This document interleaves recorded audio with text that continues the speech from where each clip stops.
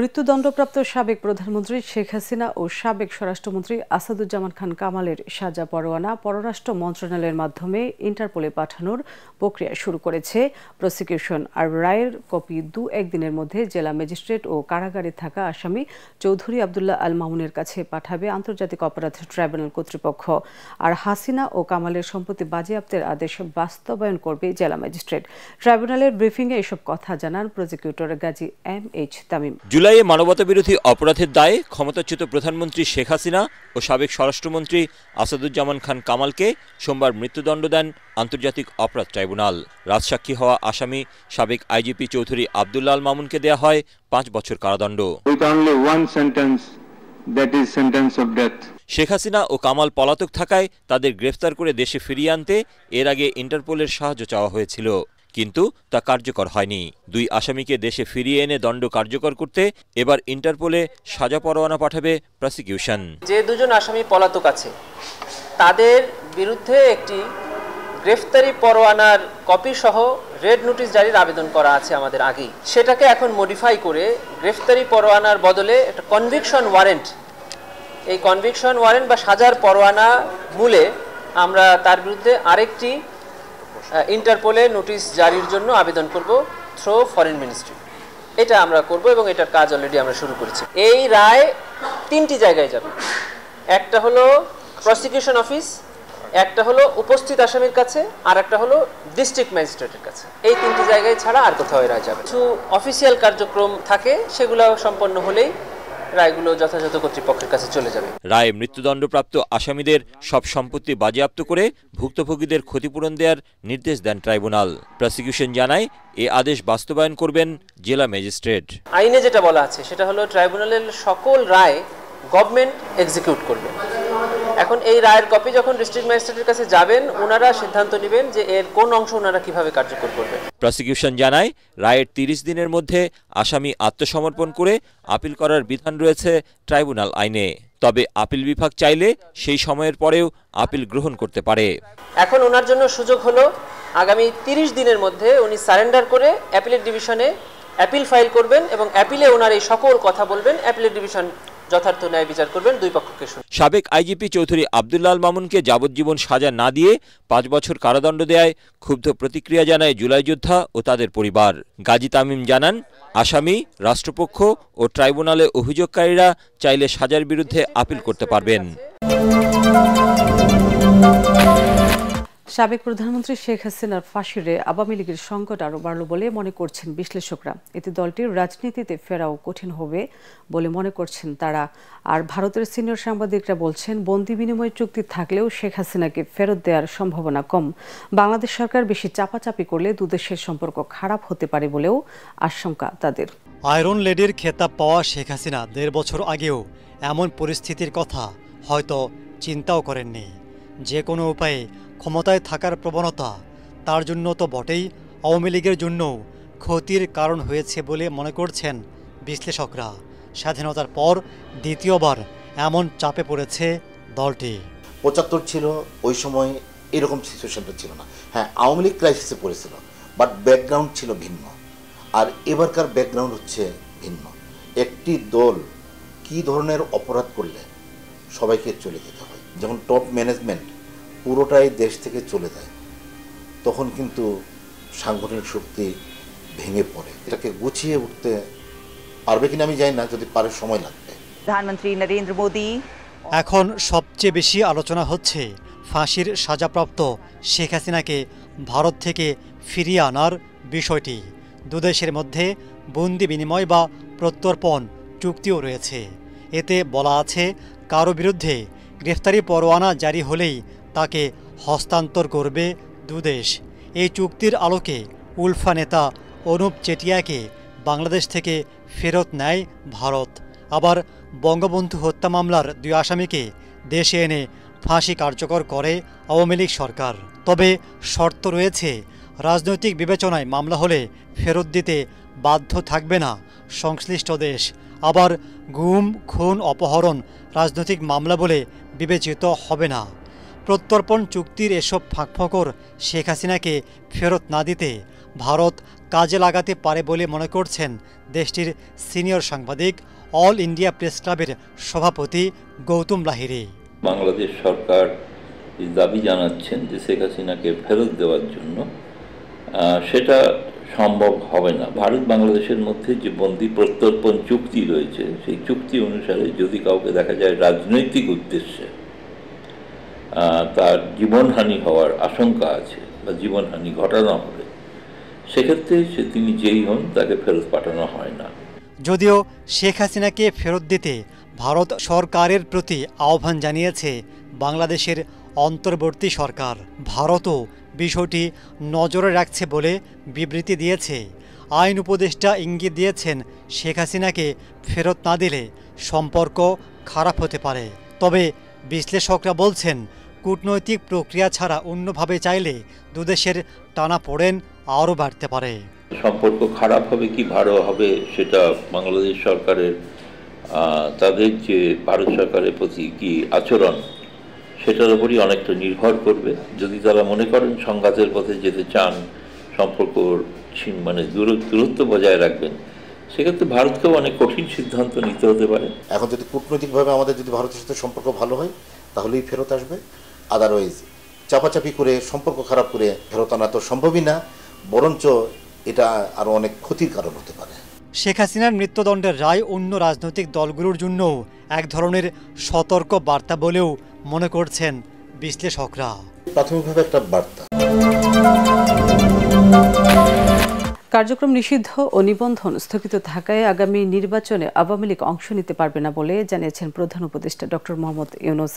রাষ্ট্রীয় অতিথি ভবন যমুনায় নেদারল্যান্ডের আন্তর্জাতিক সহযোগিতা বিষয়ক উপমন্ত্রী পেসকালে গ্রুটেনহুইসের সাথে সৌজন্য সাক্ষাতে এসব কথা জানান তিনি। প্রধান উপদেষ্টা বলেন, আগামী ফেব্রুয়ারির প্রথমার্ধে নির্বাচন অনুষ্ঠিত হবে। এটি বাংলাদেশের জন্য ঐতিহাসিক মুহূর্ত। এতে রেকর্ড সংখ্যক তরুণ ভোটার ভোট দেবে। অতীতের 3টি নির্বাচনে কারচুপি হওয়ায় তরুণরা ভোট দিতে পারেননি বলে জানান প্রফেসর ইউনূস। নেদারল্যান্ডের উপমন্ত্রী বলেন, বাংলাদেশের সাথে পাবলিক প্রাইভেট পার্টনারশিপ নিয়ে একটি সমঝোতা স্মারক স্বাক্ষর করতে চায় তারা। এতে ডাচ বিনিয়োগ বাড়ানোর পথ সুগম হবে। সব মশার বিরুদ্ধে সুরক্ষা দিতে এলো বসুন্ধরা এক্সট্রিম অ্যারোসল, মশার বিরুদ্ধে এক্সট্রিম সুরক্ষা।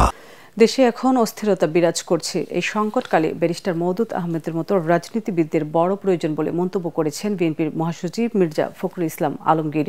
বিকেলে রাজধানীর অভিজাত হোটেলে মওদুদ আহমেদ রচিত ডিমাইজ অব ডেমোক্রেসি বইয়ের মোড়ক উন্মোচন অনুষ্ঠানে এসব কথা বলেন তিনি। এই সময় প্রধান উপদেষ্টা প্রেস সচিব শফিকুল আলম বলেন, শেখ হাসিনার আমল ছিল ভয়াবহ, যেখানে দূষিত হয়েছে দেশের সকল সেক্টর।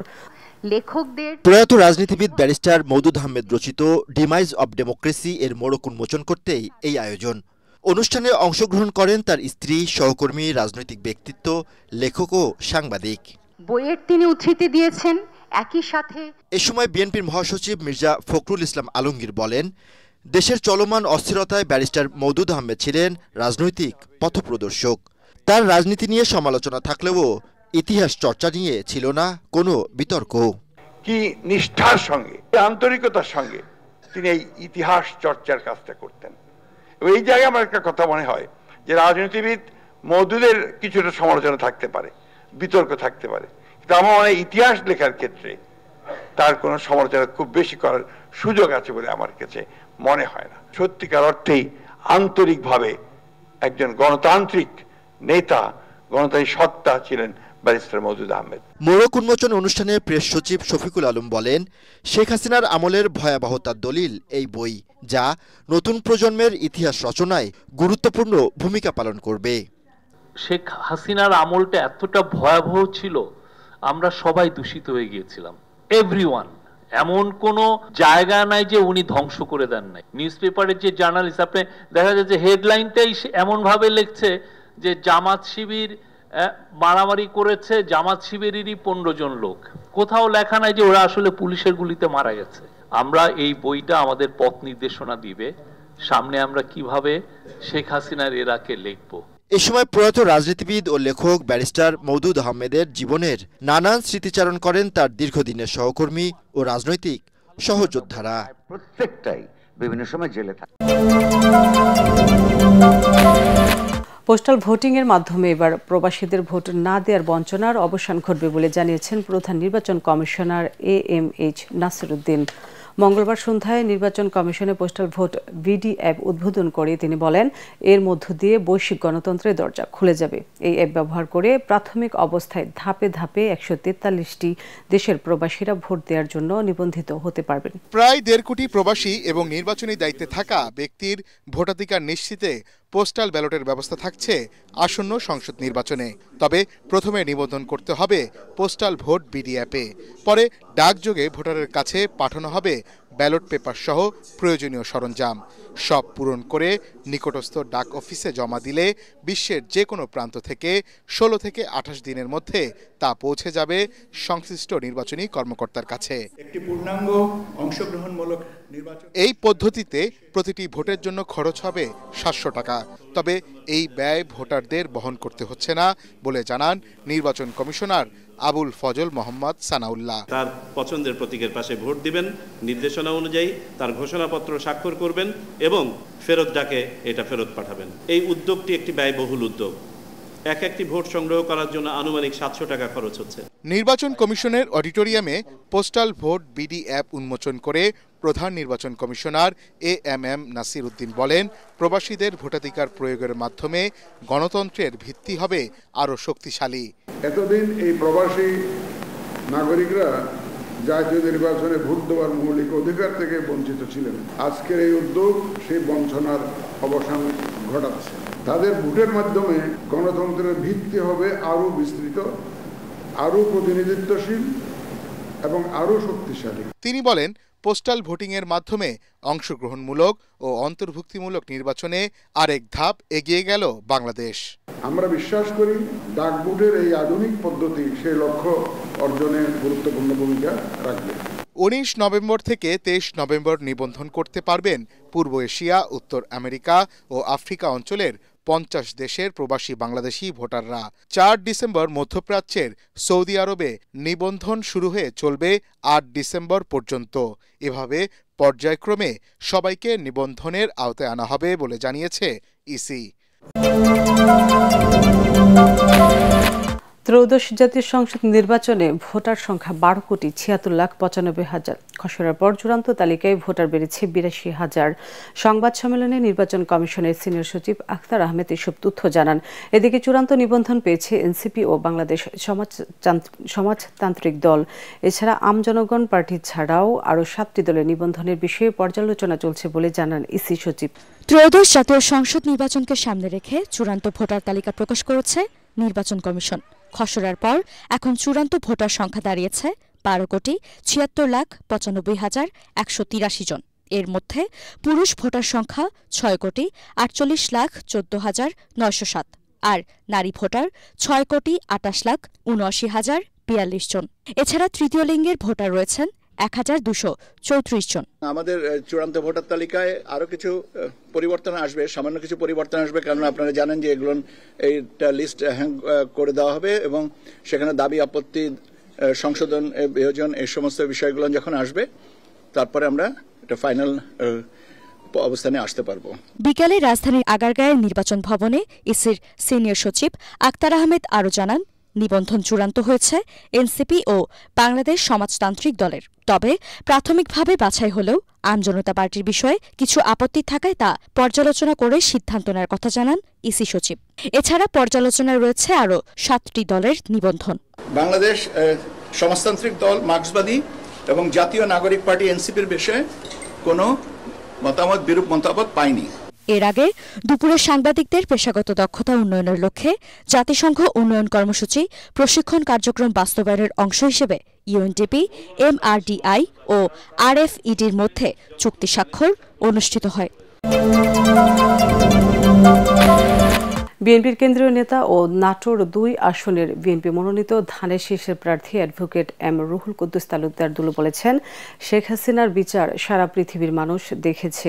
প্রমাণ হয়েছে গত বছরের জুলাই আগস্টে বাংলাদেশের ছাত্র জনতা, সাধারণ মানুষ ও শিশু হত্যার সাথে শেখ হাসিনা জড়িত ছিল। বিকেলে নাটোরের নলডাঙ্গা উপজেলার রামসার কাজীপুর আমতলী বাজারে নিজ এলাকায় গণসংযোগ ও উঠান বৈঠকে এসব কথা বলেন তিনি। এ সময় প্রশ্রয় না দিতে ভারতকে দ্রুত আসামি শেখ হাসিনাকে ফেরত দেওয়ার দাবি জানান দুলু। উঠান বৈঠকে জেলা ও উপজেলা বিএনপি নেতাকর্মীরা এই সময় উপস্থিত ছিলেন। আপনারা গণতান্ত্রিক রাষ্ট্র, আপনাদের কাছে অনুরোধ থাকবে, এই বাংলাদেশের মানুষ যে ঘৃণা করে যার বিচার করেছে, যার ফাঁসি দিয়েছে বিচারক, তাকে অতি সত্বর ফেরত দিয়ে বাংলাদেশের মানুষের এই চাওয়াকে আপনারা প্রতিষ্ঠা করবেন, এটাই হচ্ছে আপনাদের কাছে আমাদের দাবি।